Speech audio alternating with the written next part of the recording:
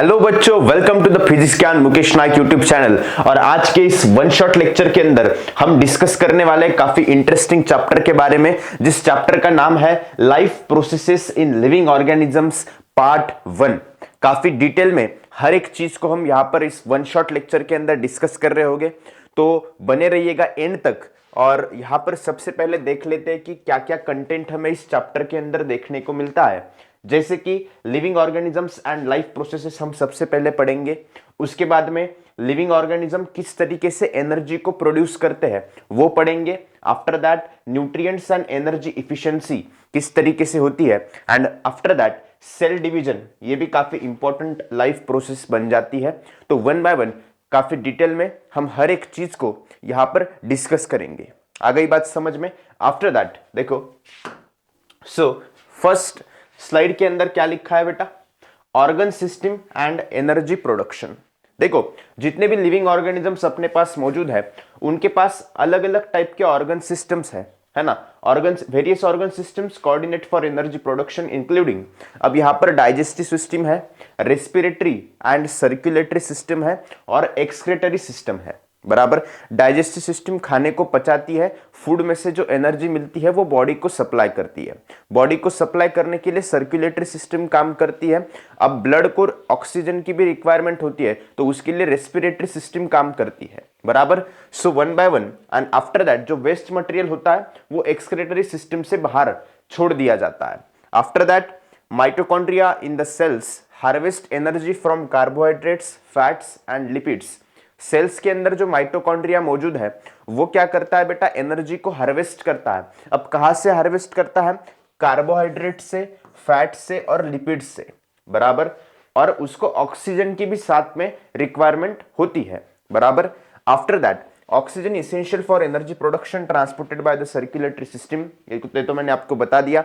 Then nutrient consumption. अब nutrient consumption क्या है बेटा? Humans and animals consume fruits, vegetables and other plant materials for nutrients. Human जैसे other जितने भी लिविंग ऑर्गेनिज्म है, एनिमल्स है, वो क्या करते हैं बेटा? न्यूट्रिएंट्स को कंज्यूम करते हैं, जैसे कि fruits, vegetables, dietary fibres, right. So plants produce their own food and store nutrients in the various parts. अब प्लांट्स के पास एक एडवांटेज है कि प्लांट्स खुद का फूड प्रोड्यूस कर सकते हैं और उस फूड को स्टोर भी कर सकते हैं। बराबर, लेकिन इंसान जैसे जो कुछ एनिमल्स है वो ना तो फूड प्रोड्यूस कर सकते हैं, इसलिए हमें अदर प्लांट्स के ऊपर डिपेंडेंट रहना पड़ता है। बराबर, then carbohydrates sources and energy yield. Carbohydrates are obtain from the diverse sources like the milk, fruits, vegetables, cereals etcetera. Carbohydrates हमें अलग अलग चीजों से मिलते हैं, जैसे कि मिल्क से, फ्रूट से, वेजिटेबल्स से, सीरियल्स, पल्सेस से। बराबर, each gram of carbohydrate yield 4 kilo calories of energy. हर ग्राम ऑफ कार्बोहाइड्रेट्स को क्या लगती है बेटा? 4 किलो कैलोरीज एनर्जी की रिक्वायरमेंट होती है। बराबर, energy consumption during a game breaks, players replenish energy by consuming food. Breaks के दौरान जो प्लेयर्स है, आपने देखा होगा क्रिकेटर्स ब्रेक जब लेते हैं तो वो कुछ ड्रिंक्स या फिर कुछ कोल्ड ड्रिंक्स वगैरह जो कि हेल्दी न्यूट्रिटिव है उसको कंज्यूम करते हैं। बराबर, after that then moving to the next slide. Next slide में जाते हैं। देखो, अब इंसानों के अंदर एनर्जी प्रोडक्शन किस तरीके से होता है, ठीक है। रेस्पिरेटरी लेवल पे अगर बात करें तो respiration happens at 2 levels, body and cellular. Respiration 2 जगह पर होता है, 2 लेवल पे होता है। एक तो सबसे पहले बॉडी में और दूसरा सेलुलर लेवल पे भी रेस्पिरेशन हमें देखने को मिलता है। बराबर, सो बॉडी लेवल रेस्पिरेशन के अंदर at the body level organisms exchange oxygen and carbon dioxide with the source surrounding environment. यहाँ पर जो बॉडी लेवल जो रेस्पिरेशन है, यहाँ पर एनवायरनमेंट से ऑर्गेनिज्म ऑक्सीजन को लेते हैं, राइट। अब उसके बाद क्या है बेटा? Cellular level respiration. Cellular level के अंदर क्या होता है? Involves the oxidation of foodstuffs within cells with और विदाउट ऑक्सीजन। यहाँ पर फूडस्टफ्स का क्या होता है बेटा? ऑक्सीडेशन होता है। बराबर, सो यहाँ पर moving to the next slide. हाँ, इसको थोड़ा सा समझा देता हूं मैं, है ना। ये ह्यूमन रेस्पिरेटरी सिस्टम है, नोज से शुरू होती है, ऑक्सीजन अंदर आता है, माउथ, लैरिंग्स रहता है। बराबर, यहाँ पर ट्रैकिया है, ठीक है, ब्रोंकाई जो हमारे लंग्स के अंदर रहते हैं, गुब्बारे के जैसे फूलते हैं। बराबर, ये हमारा डायफ्रागम है, ये जो लंग्स है पूरा हिस्सा, और इसके अंदर अल्वोलीज रहती है। कि छोटे छोटे बबल्स रहते हैं जो कि हवा अंदर लेने से फूलते हैं और ऑक्सीजन को वो एब्जॉर्ब कर लेते हैं, बराबर। So after that moving to the next slide में जाते हैं। देखो, utilization of carbohydrates from our daily food are primarily used to produce the energy required for daily activities. देखो, कार्बोहाइड्रेट्स का यूटिलाइजेशन हमारी बॉडी सबसे ज्यादा करती है क्योंकि डेली एक्टिविटीज में जो एनर्जी प्रोडक्शन की रिक्वायरमेंट है वो फुलफिल हो सके, बराबर। अब ये एनर्जी हमें किससे मिलती है बेटा? एटीपी से मिलती है, बराबर। एटीपी का लॉन्ग फॉर्म क्या है? Adenosine triphosphate. एटीपी का लॉन्ग फॉर्म क्या है बेटा? एडिनोसिन ट्राइफॉस्फेट, बराबर। अब एटीपी के बारे में भी हम देखेंगे एक्चुअल में ये क्या होता है आने वाले स्लाइड्स में, बराबर। सेलुलर रेस्पिरेशन के अंदर glucose type of carbohydrate undergoes oxidation step by step within the cell known as cellular respiration. जो ग्लूकोज रहता है वो स्टेप बाय स्टेप ऑक्सीडाइज होता है और उसी को ही हम सेलुलर रेस्पिरेशन कहते हैं। बहुत आसानी से यहाँ पर हर एक चीज को मैंने पुटअप किया है ना, आपकी किताब के रेफरेंस से यहाँ पर हर एक चीज सिक्वेंशियली आपको देखने को मिलेगी, बराबर। अब क्या है बेटा? Cellular respiration occurs through two methods. Cellular respiration दो मेथड से होता है, बराबर। इसके अंदर सबसे पहली मेथड एरोबिक रेस्पिरेशन, क्या कहते हैं बेटा इसको? Aerobic respiration. और दूसरा क्या है? Anaerobic respiration. एनएरोबिक के अंदर ऑक्सीजन इन्वॉल्व नहीं, आप 7th स्टैंडर्ड से इसको पढ़ रहे हो, बराबर। 7th की किताब में भी आपको ये था। एनएरोबिक के अंदर ऑक्सीजन इन्वॉल्व नहीं रहता, एरोबिक के अंदर ऑक्सीजन इन्वॉल्व रहता है, बराबर। एरोबिक रेस्पिरेशन के अंदर ग्लूकोज अंडरगो ऑक्सीडेशन इन अ 3 स्टेप।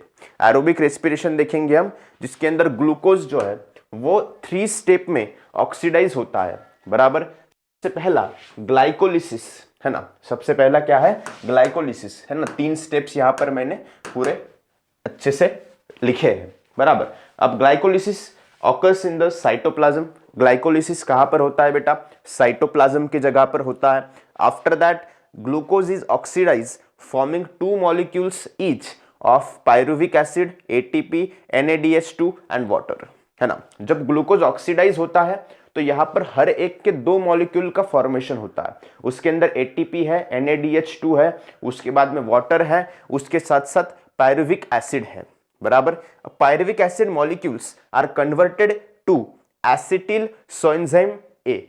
देखो, पायरुविक एसिड का मॉलिक्यूल फिर से एसिटिल सोएंजाइम ए के अंदर कन्वर्ट किया जाता है। ये आपको एमसीक्यू में पूछा जा सकता है, बराबर। After that this conversion releases 2 molecules of NADH2 and 2 molecules of CO2।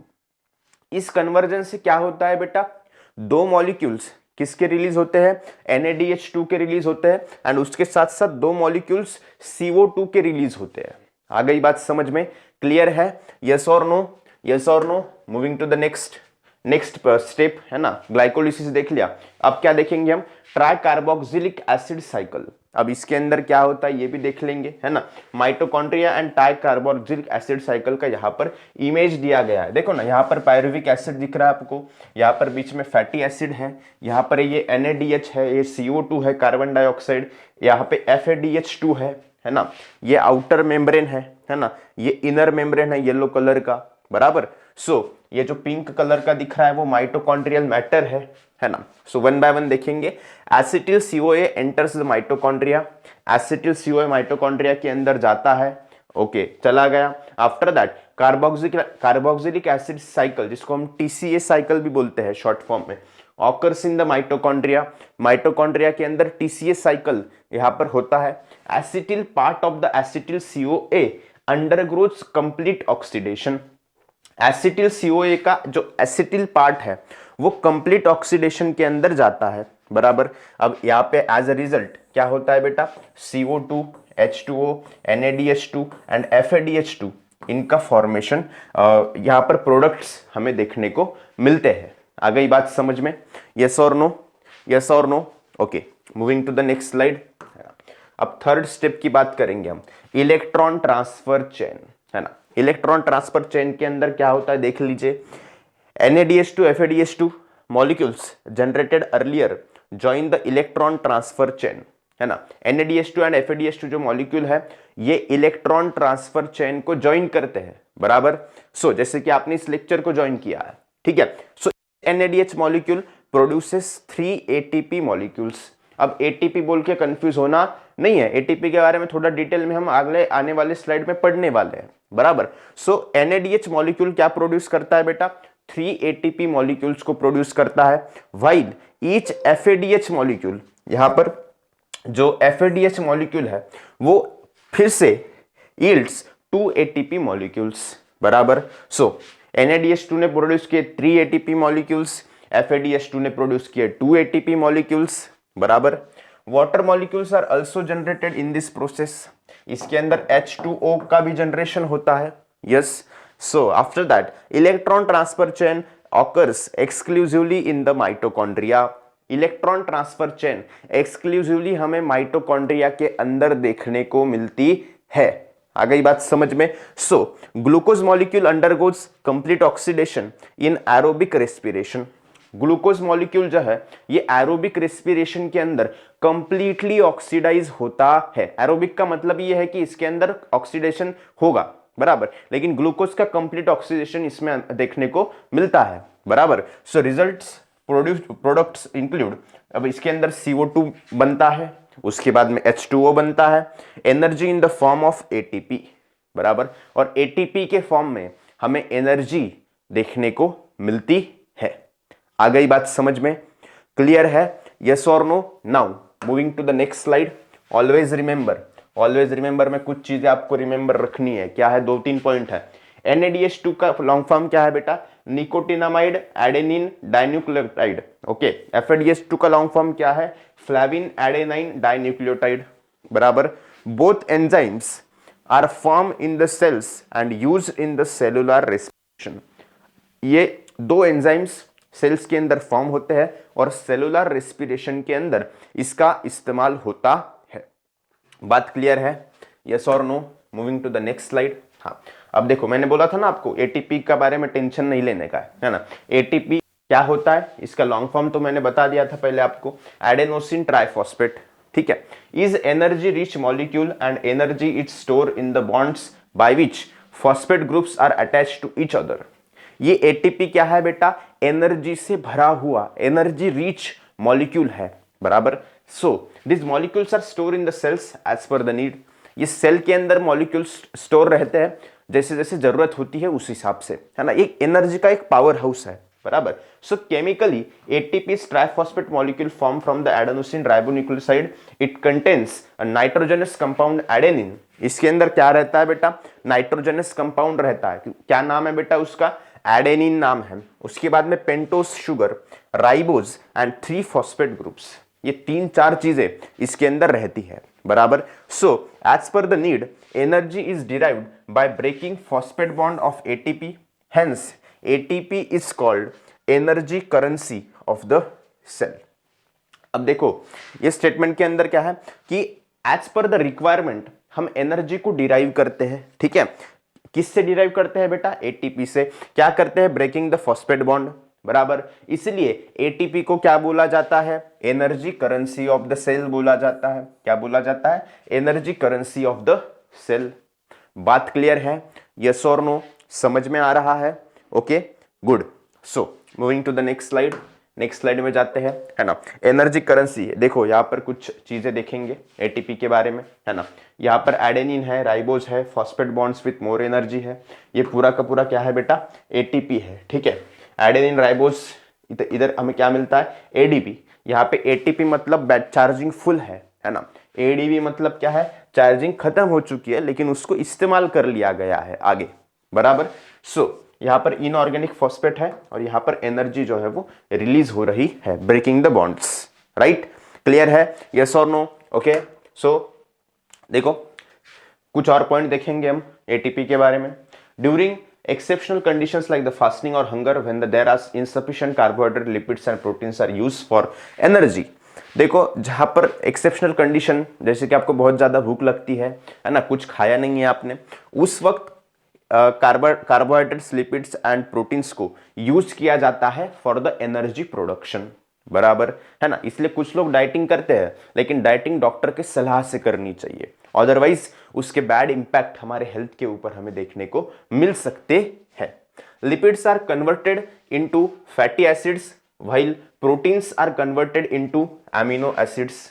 Lipids को फैटी एसिड्स में कन्वर्ट किया जाता है और प्रोटीन्स को कन्वर्ट किया जाता है बेटा अमीनो एसिड्स के अंदर, बराबर, क्लियर है। So both fatty acids and amino acids are further converted into acetyl CoA, है ना। फैटी एसिड को भी और अमीनो एसिड को भी फर्दर कन्वर्ट किया जाता है किसके अंदर बेटा, एसिटिल CoA के अंदर। आ गई बात समझ में, क्लियर है, yes or no? So energy is obtained through the complete oxidation of acetyl CoA via Krebs cycle which takes place in the mitochondria, है ना। अब इस पूरे प्रोसेस के अंदर ऑक्सीडेशन की मदद से हमें एनर्जी मिलती है, बराबर। सो एनर्जी कैसे मिलती है, ऑक्सीडेशन ऑफ एसिटिल CoA, बराबर। अब ये किस प्रोसेस से होता है बेटा, by the process of Krebs cycle, है ना।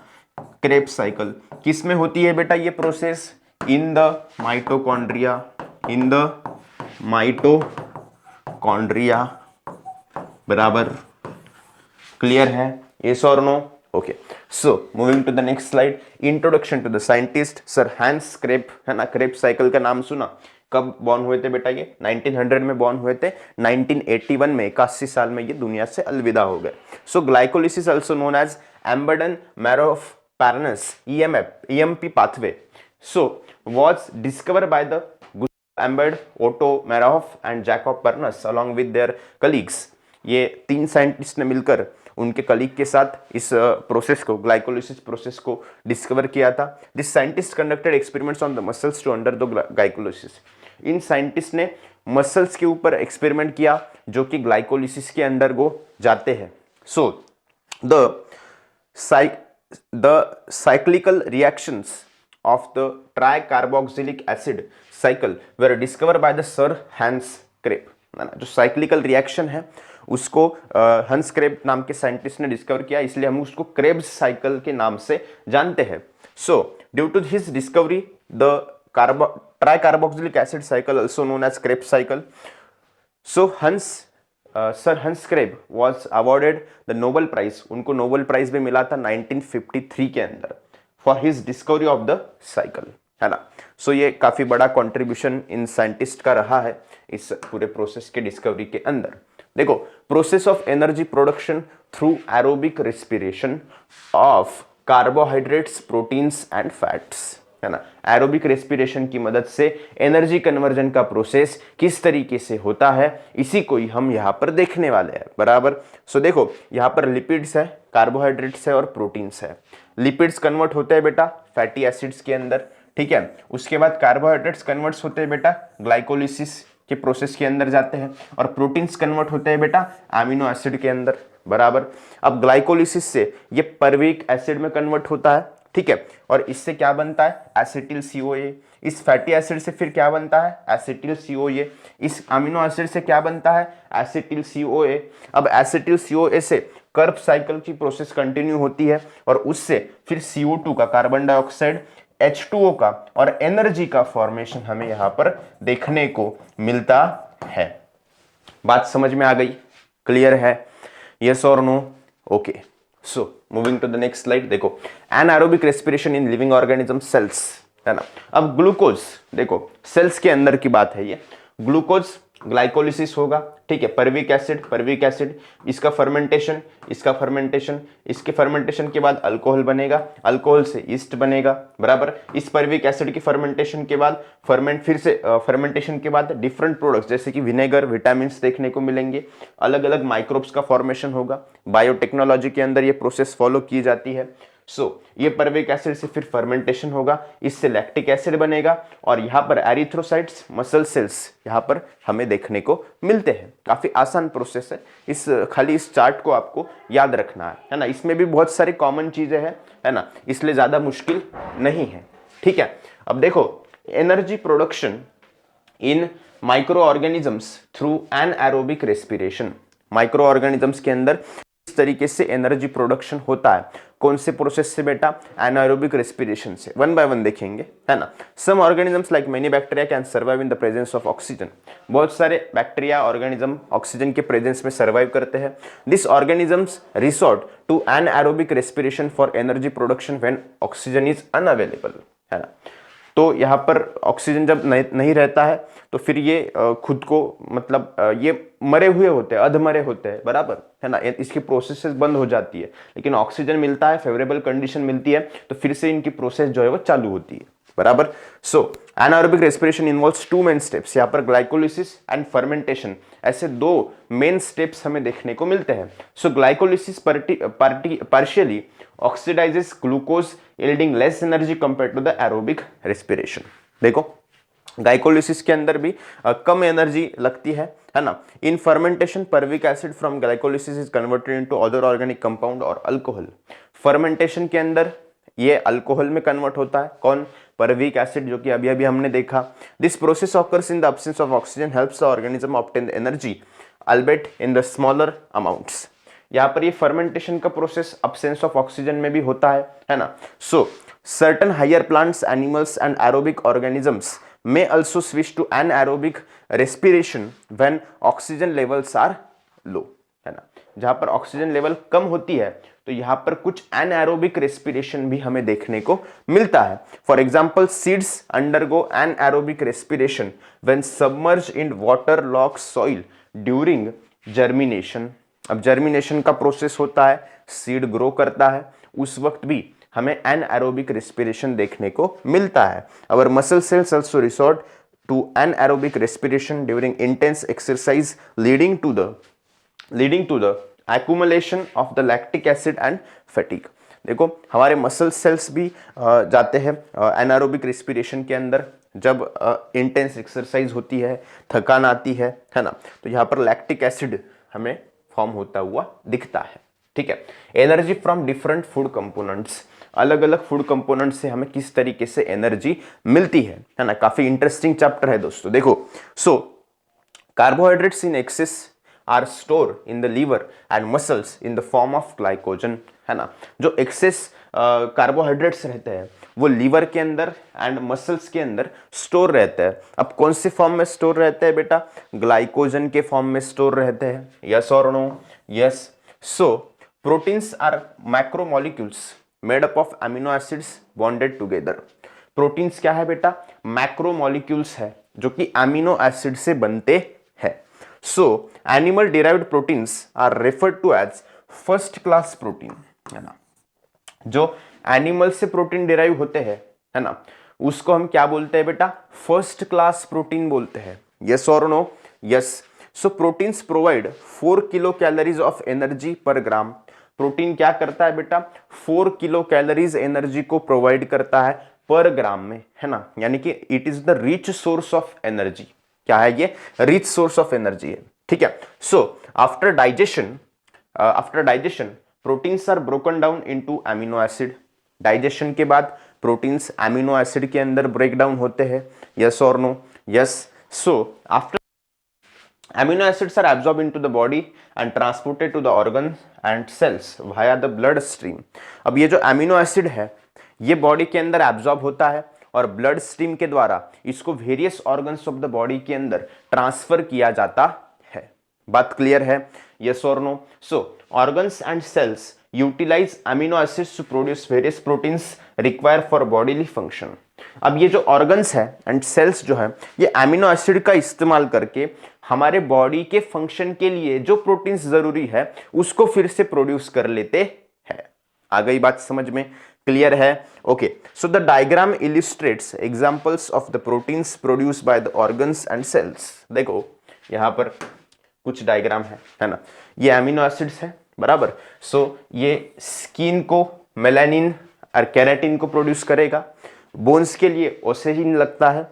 उसके बाद में cells various proteins of the cell membrane various enzymes produce करेगा, ठीक है। पैनक्रियाज के लिए insulin, trypsin.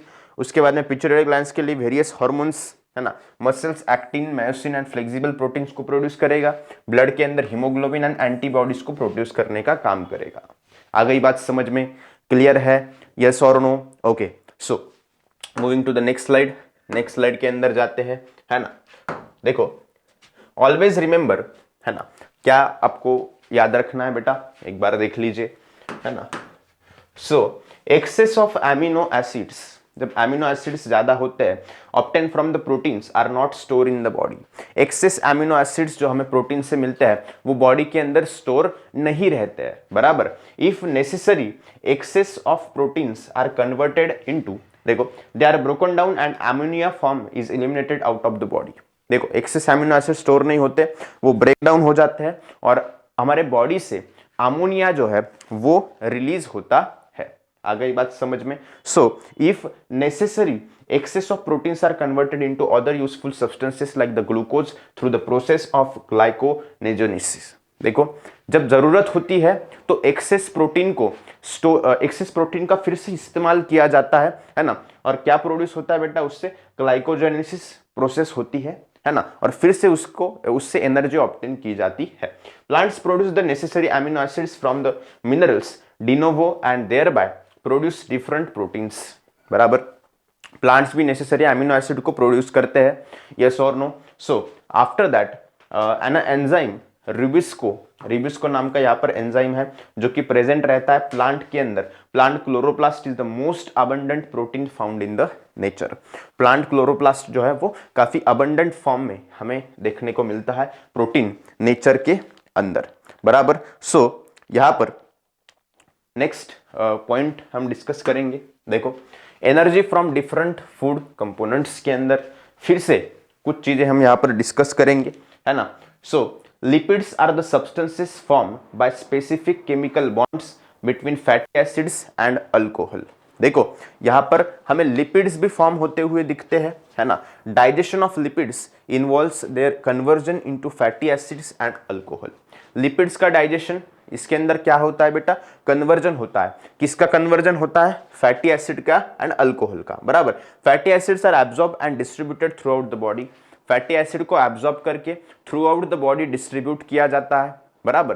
Then phospholipids cells utilize fatty acids to produce the various necessary for their functions। Cells जो है वो फैटी एसिड को यूटिलाइज करके बहुत सारे नेसेसरी प्रोटीन्स को बनाते हैं, है ना। After that phospholipids essential for forming plasma membranes are produce from the fatty acids. यहाँ पर फॉस्फोलिपिड्स जो है वो भी इसेंशियल है ना, सो प्लाज्मा मेम्ब्रेन को फॉर्म करने के लिए। After that fatty acids are used in the production of hormones like the progesterone, estrogen, testosterone and aldosterone। देखो फैटी एसिड का इस्तेमाल हार्मोन के प्रोडक्शन के लिए भी होता है, जैसे कि प्रोजेस्टेरॉन जो कि फीमेल हार्मोन है, एस्ट्रोजन फीमेल हार्मोन है, टेस्टोस्टेरॉन मेल हार्मोन है, बराबर। इन सब के बारे में हम, एल्डोस्टेरॉन, इस सब के बारे में हम नेक्स्ट जो टॉपिक है अपना, है ना, लाइफ प्रोसेसेस पार्ट 2, इसके अंदर और भी डिटेल में डिस्कस करेंगे, बराबर। आफ्टर दैट नेक्स्ट क्या है बेटा, देखो fatty acids are also contribute to the covering around the axons of the nerve cells. Fatty acid जो है वो नर्व सेल्स के आउटर जो कवरिंग होती है उसके लिए भी कंट्रीब्यूट करते हैं, है ना। Lipids provide 9 kilo calories of energy per ग्राम। देखो लिपिड्स क्या करते हैं बेटा, 9 किलो एनर्जी जो है पर ग्राम प्रोवाइड करने का काम करते हैं। Excess lipids are store in the adipose connective tissue in the body. Body के अंदर एक्सेस लिपिड को स्टोर किया जाता है एडिपोज कनेक्टिव टिश्यू के अंदर। आ गई बात समझ में, क्लियर है। So after that next slide के अंदर बढ़ते हैं, है ना।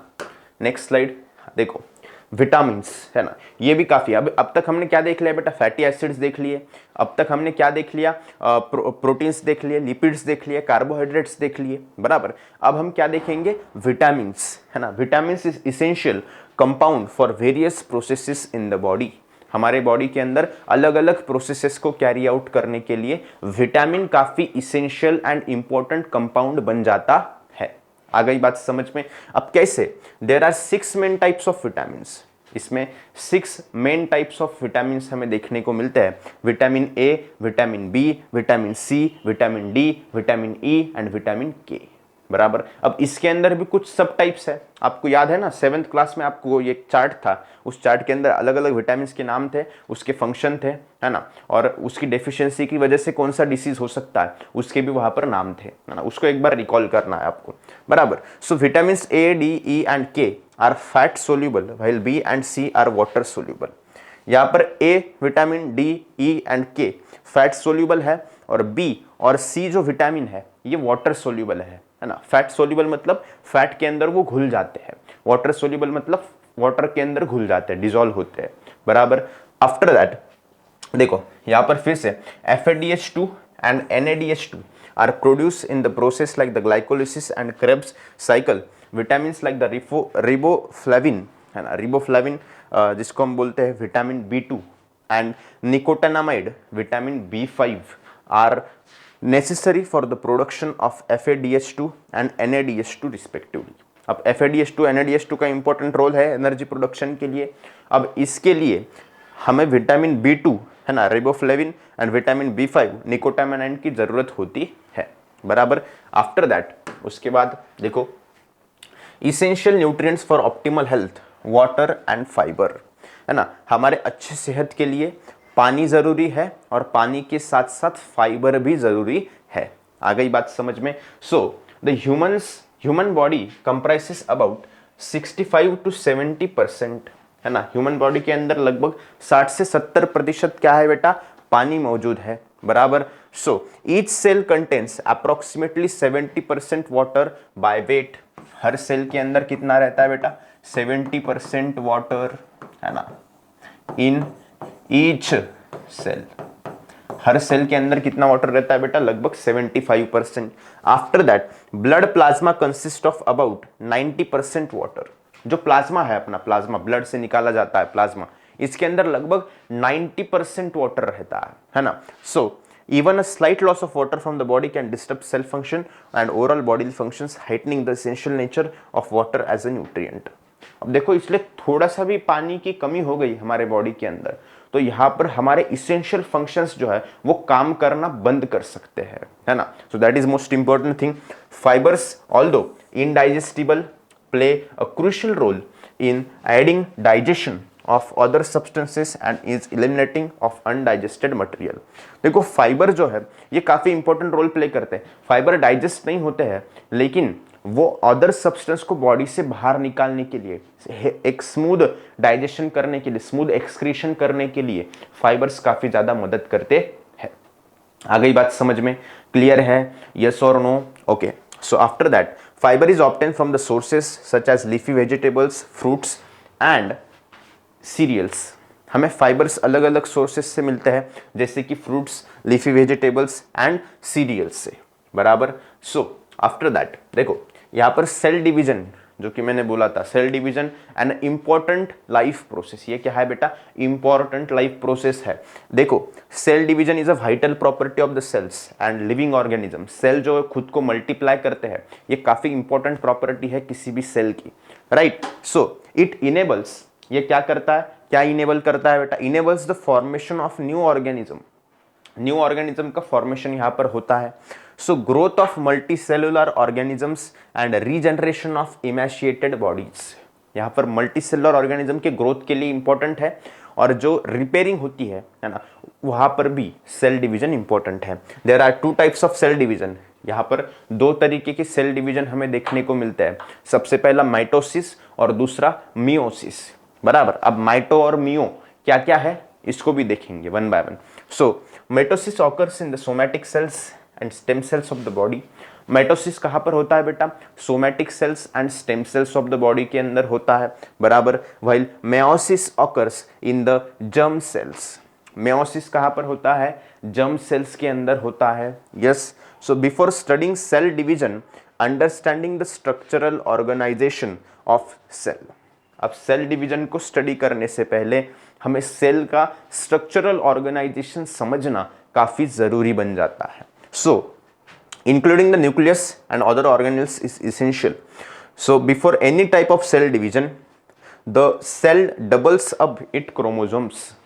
किसी भी सेल डिवीजन के पहले सेल क्या करता है बेटा, उसके क्रोमोसोम को डबल करता है ना। So that is if the chromosome number is 2n it is double up to 4n। अगर क्रोमोसोम का नंबर 2n है तो वो डबल हो जाता है 4n तक। आ गई बात समझ में, यस और no? Okay, so after that देखो सेल डिवीजन के अंदर, हाँ काफी डिटेल में पढ़ेंगे है ना, one by one. So an essential life process, देखो यहाँ पर a pair of each type of chromosome is present in 2n condition, whereas single chromosome of each type is present in the n condition, है ना। अब देखो हर type के chromosome के अंदर 2n कंडीशन के अंदर एक पेयर रहता है ना, या फिर n कंडीशन के अंदर सिंगल क्रोमोसोम रहता है, and there structure is like that one shown in the figure given beside. इस फिगर के अंदर आपको उसका स्ट्रक्चर दिख रहा है, यस है ना। सो ये आर्म्स ऑफ क्रोमोसोम्स है, ठीक है, ये इसका पी आर्म है ना। अब ये इसका क्यू आर्म है ना। सो पी जो है वो पेप्टाइड के लिए डिनोटेड है, क्यू किसी का मतलब मीनिंग नहीं है क्यू का कोई, है ना। ये बीच का जो पार्ट है इसको हम सेंट्रोमियर कहते हैं, है ना। और ये जो टेल लाइक स्ट्रक्चर आपको दिख रहा है ये क्या है बेटा, डीएनए है। बात क्लियर है, यस और नो? ओके, सो यहाँ पर देखो mitosis, somatic cells and stem cells divided by mitosis. Mitosis is completed through 2 main steps. Mitosis जो है वो 2 मेन स्टेप से होता है, बराबर। सो पहली स्टेप क्या है बेटा, फर्स्ट स्टेप कैरियोकिनेसिस, जिसको हम न्यूक्लियर डिवीजन बोलते हैं, और दूसरी स्टेप साइटोकिनेसिस, जिसको हम साइटोप्लाज्मिक डिवीजन बोलते हैं, बराबर। सो देखो karyokinesis is completed through 4 steps. Karyokinesis 4 steps में होता है, बराबर। सबसे पहला स्टेप है प्रोफेज, दूसरा स्टेप है मेटाफेज, तीसरा स्टेप है एनाफेज और चौथा स्टेप है टेलोफेज। आ गई बात समझ में, क्लियर है, यस और no? So one by one हम डिस्कस करेंगे, है ना। आपके बुक में डायरेक्टली दिया है ना। अब प्रोफेज क्या होता है इसको भी देखेंगे, है ना। देखो अब प्रोफेज के अंदर chromosomes undergo condensation becoming shorter and thicker. Chromosome जो है वो कंडेंसेशन के अंदर जाते हैं, शॉर्टर और थिकर होते चले जाते हैं, बराबर। So after that sister chromatids become visible as pairs. उसके बाद सिस्टर क्रोमैटिक्स भी हमें पेयर के फॉर्म में देखने को मिलते हैं। देखो ना यहाँ पर आपको दिख रहा है। सो यहाँ पर क्या है बेटा, प्रोफेज, है ना। प्रोफेज दिख रहा है आपको, yes. Then nuclear membrane and nucleus begin to disappear. यहाँ पर न्यूक्लियर मेम्ब्रेन एंड न्यूक्लियस जो है वो डिसअपियर होता हुआ हमें दिखता है। सो आफ्टर दैट उसके बाद, है ना, देखो अब क्या है बेटा, मेटाफेज है ना। क्या है, मेटाफेज। मेटाफेज के अंदर क्या होता है, एक बार डायग्राम को ऑब्जर्व कीजिए।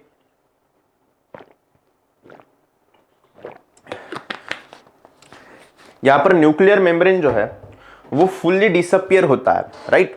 उसके बाद chromosomes complete condensation becoming clearly visible with sister chromatids, है ना। यहां पर सिस्टर क्रोमैटिड्स से जो क्रोमोसोम्स कंडेंसेशन होता है ये हमें दिखता है। Chromosomes align parallel to the equatorial plane, central plane of the structure. Chromosomes जो है वो पैरेलल हो जाते हैं इक्वेटोरियल प्लेन के, central plane of the structure के। After that spindle fibres form between the centromere of each chromosome and both centroids, है ना। यहां पर ईच क्रोमोसोम का फॉर्मेशन आपको दिख रहा है, यस। आफ्टर दैट मेटाफेज के बाद, है ना, आफ्टर मेटाफेज यहां पर एनाफेज है ना। एनाफेज के अंदर क्या होता है, देखो अब ये कुछ पॉइंट्स, दो चार पॉइंट्स आपको याद करने हैं, और जब पूछा जाए तो ये 4 पॉइंट्स आपको लिख देने हैं, है ना। बहुत आसान चीज है। So centromere split separating sister chromatids of the each chromosome. Centromeres जो है उसके स्प्लिट हो जाते हैं, बराबर। Sister chromatids are pulled apart in the opposite direction by spindle fibres. उनको अपार्ट, एक दूसरे से दूर जो है वो पुल किया जाता है, right. So separated sister chromatids are now refer to as the daughter chromosomes. Separated sister chromatids को हम क्या रेफर करते हैं बेटा, डॉटर क्रोमोसोम्स के नाम से रेफर करते हैं, बराबर। So chromosomes being pulled apart resemble a bunch of bananas, है ना। ये जब एक दूसरे से दूर जाते हैं तो ऐसे लगता है कि ये बंच ऑफ बनाना है, बराबर। So each set of chromosomes reaches the opposite poles of the cell, है ना। क्रोमोसोम का हर सेट जो है वो सेल के अपोजिट पोल में रीच होता है, बराबर। After that moving to the next slide. Next slide के अंदर जाते हैं, है ना। देखो अब क्या है बेटा, लास्ट वन टेलोफेज है। कौन सा फेज है बेटा, टेलोफेज। इसके अंदर क्या होता है देख लीजिए, chromosomes that reach opposite poles begin to decondense becoming thread like and invisible again. यहां पर फिर से क्रोमोसोम्स डिकंडेंस होना शुरू होते हैं और फिर से थ्रेड लाइक स्ट्रक्चर हमें देखने को मिलता है और फिर से इनविजिबल हो जाते हैं। अब nuclear membrane forms around the each set of the chromosomes at the poles. यहाँ पर हर क्रोमोसोम के सेट में न्यूक्लियर मेम्ब्रेन का फॉर्मेशन होता है ना, resulting in the formation of 2 daughter nuclei. यहाँ पर 2 डॉटर न्यूक्लियाई का फॉर्मेशन होता हुआ हमें दिखता है, बराबर। कैसे, nucleus reappears in each daughter nucleus, spindle fibres disappear completely. अब इसके अंदर स्पिंडल फाइबर्स जो है वो कंप्लीटली डिसअपियर हो जाते हैं। आ गई बात समझ में। After that moving to the next slide की तरफ जाते हैं, है ना। सो थोड़ा सा ही रह गया अभी चैप्टर, है ना, तो थोड़ा सा ध्यान देके आप इधर कॉन्सेंट्रेट कीजिए, बराबर। सो यहाँ पर देखो, साइटोकिनेसिस प्रोसेस हम यहाँ पर डिस्कस करेंगे। कौन सी प्रोसेस डिस्कस करेंगे बेटा, साइटोकिनेसिस की प्रोसेस, बराबर। आफ्टर दैट देखो, साइटोप्लाज्म डिवाइड्स इनिशिएटिंग साइटोकिनेसिस, है ना। अब साइटोप्लाज्म जो है वो डिवाइड होता है, इनिशियल साइटोकिनेसिस वहां पर हमें देखने को मिलता है। 2 new cells called daughter cells are form. यहाँ पर 2 नए सेल का फॉर्मेशन होता है जिसको हम क्या बोलते हैं बेटा, डॉटर सेल्स बोलते हैं, बराबर। So a notch forms at the equatorial plane of the cell gradually depending to the separate the daughter cells. यहाँ पर ऐसे नॉच जैसे स्ट्रक्चर फॉर्म होता है ना, देखो ना, यहाँ पर नॉच जैसे स्ट्रक्चर फॉर्म होता है और ये एक दूसरे से सेपरेट होना चाहते हैं। In a plant cells cell plate forms along the mid line of the cell completing cytokinesis. Plant cells के अंदर सेल प्लेट का फॉर्मेशन होता है सेल के मिड लाइन में और वहां पर साइटोकिनेसिस की प्रोसेस जो है वो कंप्लीट होती है, बराबर। Mitosis is essential for growth of the body. Mitosis किस लिए इसेंशियल है बेटा, बॉडी के ग्रोथ के लिए। So beside it is necessary for the restoration of the emaciated body. जहां पर जख्म हुई है, जहां का टिश्यू डैमेज हुआ है, जहां पर कोई सर्जरी हुई है, तो उस पर्टिकुलर जगह को रिपेयर करने के लिए, उस वुंड को भरने के लिए यहां पर इस प्रोसेस का इस्तेमाल होता है। Healing of the wound and formation of the new blood cells. नए ब्लड सेल का फॉर्मेशन भी होता है और साथ ही साथ वुंड हीलिंग भी हमें देखने को मिलती है। आ गई बात समझ में, क्लियर है, यस और no? Okay, so after that moving to the next slide की तरफ जाएंगे, है ना। देखो मियोसिस किस तरीके से होता है ना, 1 बाय 1 यहाँ पर दिया गया है। देखो यहाँ पर सबसे पहले क्या है बेटा, प्रोफेज है ना, क्या है, प्रोफेज। देखो कुछ इस तरीके का फॉर्मेशन यहाँ पर होता है, देखो इसको सिर्फ ऑब्जर्व करना है, ठीक है, एनाफेज एंड टेलोफेज, ठीक है। सो 1 बाय 1 इसको हम क्या करें, 1 2 3 4 5, है ना, और लास्ट वन जो 3 चीज है इसको सिर्फ आप ऑब्जर्व करो। मियोसिस पार्ट 1 है, बराबर। आफ्टर दैट ऑब्जर्व कर लिया, okay, good. So after that उसके बाद मियोसिस कंप्लीटेड थ्रू 2 स्टेजेस, है ना। मियोसिस जो है वो 2 स्टेजेस में कंप्लीट होता है, बराबर। यहाँ पर 2 stages of the meiosis 1 and meiosis 2, है ना। ये क्या है बेटा, मियोसिस पार्ट 2 है। पहले हमने क्या देखा था, मियोसिस पार्ट 1, है ना। ये क्या है, पार्ट 1 है। ये क्या है, मियोसिस पार्ट 2, है ना। इन मियोसिस 1 में क्या होता है बेटा, recombination crossing over occur between homologous chromosomes. यहाँ पर रिकॉम्बिनेशन एंड क्रॉसिंग ओवर होता है होमोलॉगस क्रोमोसोम्स के बीच। And thereafter those homologous chromosomes not sister chromatids, है ना, वो होमोलॉगस क्रोमोसोम्स जो है वो सिस्टर क्रोमैटिड्स नहीं रहते, and are divided into 2 groups and thus 2 haploid cells are form. ये 2 ग्रुप में डिवाइड होते हैं और यहाँ पर 2 हैप्लॉइड सेल्स का फॉर्मेशन होता है। आ गई बात समझ में। So moving to the next slide में जाते हैं, ओके। मियोसिस 2 के बारे में हम कुछ पॉइंट्स यहाँ पर डिस्कस कर लेते हैं। सिमिलर टू द माइटोसिस के similar, the 2 haploid daughter cells from meiosis 1 undergo division. Meiosis 1 से 2 हैप्लॉइड सेल्स जो है, डॉटर सेल्स, ये डिवीजन में जाते हैं। After that recombined sister chromatids separate resulting in the formation of 4 haploid daughter cells।